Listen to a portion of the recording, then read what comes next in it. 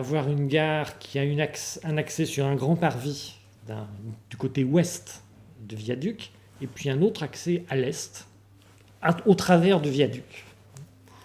Et puis à utiliser la matière de l'ouvrage qui traverse la rue principale de Champigny, cette matière de meulière, comme matière caractéristique de tous les murs à l'intérieur de la gare, et puis aussi à célébrer la présence de la Marne, qui est le grand élément qui coule juste à côté.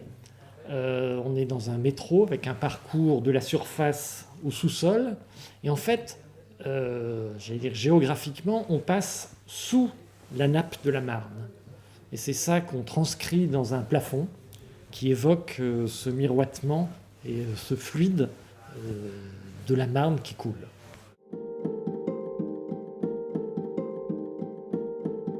Cette situation de la gare adossée à un viaduc, elle est de ce fait installée dans un point un peu particulier dans la ville.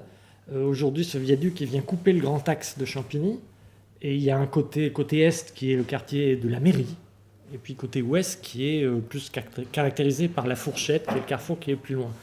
Le viaduc, c'était, et c'est encore aujourd'hui, mais ça ne sera plus bientôt, une limite entre cette partie est et cette partie ouest.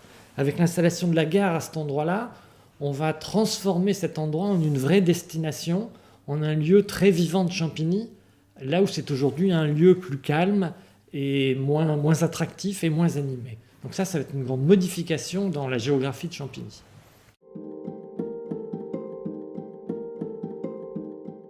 Ces bords de Marne, qui sont un lieu tout à fait magique, vont se retrouver beaucoup plus accessibles, beaucoup plus faciles à pratiquer.